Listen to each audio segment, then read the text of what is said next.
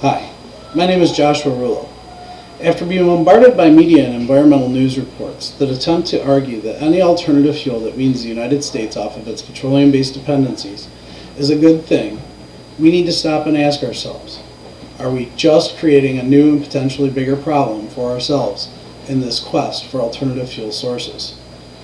Now, you may feel as if you are contributing to a reduction in the United States' dependency on fossil fuels by looking at alternatives, such as E85 or this, biodiesel. However, this is not the case. Alternative fuels are less efficient than petroleum-based gasoline.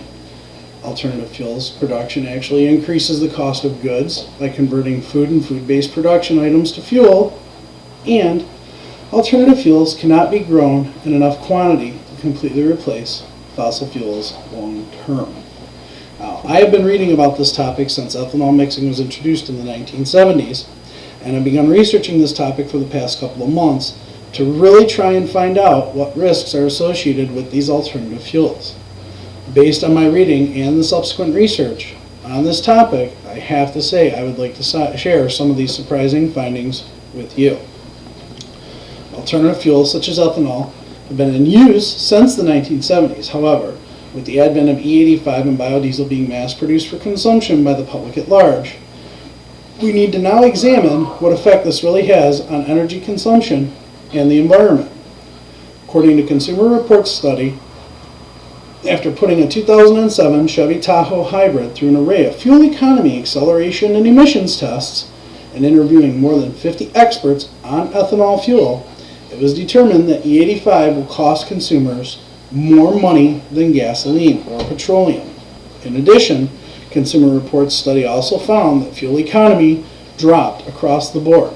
In highway driving, gas mileage decreased from 21 to 15 miles per gallon, and in city, it dropped from 9 to 7. So, in short, Consumer Reports had discovered that E85 was actually less efficient than petroleum-based gasoline. It causes consumers to get less mileage per refuel and increase the number of refuelings to go an equal or further distance.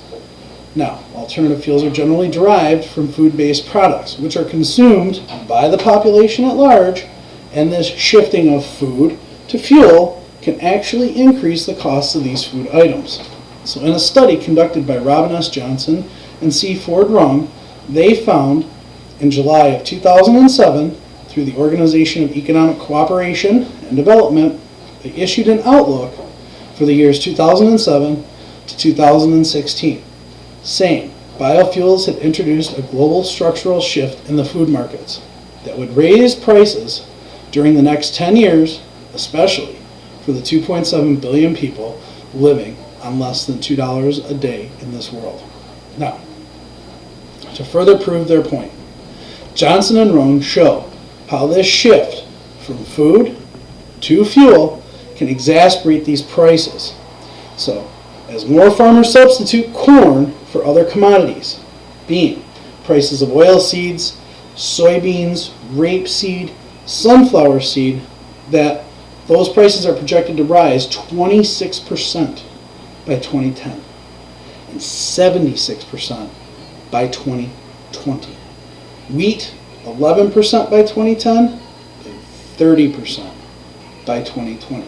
Now, this information is also substantiated by Tony Morton, author of Common Urban Myths About Transportation, own research where he quoted a U.S. Department of Energy study saying, according to the U.S. Department of Energy in 2006, to replace 30% of all U.S. petrol supplies with ethanol would require 60 billion gallons of ethanol a year, while all the currently grown by U.S. farmers only make 18 billion gallons a year. Now let's take that in for a second. It's not difficult to conclude that if the amount of food shifted from consumables to now fuel will cause a sharp increase in the cost of these staple items, how is it that the growth rate itself to feed these fuels is sustainable? It's not. It's unsustainable. So, according to Johnson and Rung, when completed, Ethanol capacity will reach an estimated 11.4 billion gallons per year by the end of this year, 2008. It will require 35% of the total U.S. corn crop, and that's even with a good harvest, and estimates predict that ethanol plants would consume up to half of the domestic corn supplies within a few years. So to put this into some better perspective, Johnson and Rowan also came up with the facts that U.S. corn yields have only been trending upward by a little less than 2% a year annually during the past 10 years. So even a doubling of these yield gains would not be enough to meet the increased current demand. And this again is backed by Tony Morton's research, where basically he looked at how much land would it take if you take 5% of the biofuel and you put it into all the world's cars. It would require an additional 100 million hectares of farmland to sustain it. That's about equal to half the remaining land available on Earth for farming, and much of that is already uneconomic to develop. So, based on my research and these surprising findings, we can ask ourselves, are alternative fuels, such as E85 or biodiesel, really a viable option for replacing petroleum-based fuels? Based on my research and reading, I would have to conclude that alternative fuels may not be worth the risk that they pose to the general population at large or the environment. Alternative fuels are less efficient than their petroleum-based counterparts.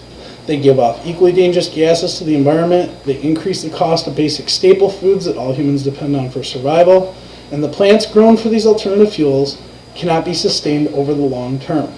The research directly conflicts with all the media hype as to how alternative fuels can help wean the United States from foreign petroleum-based dependency.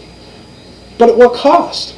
Is it a cost that we as a nation are willing to pay for now, or in an uncertain and now dimmer future? Should we continue to walk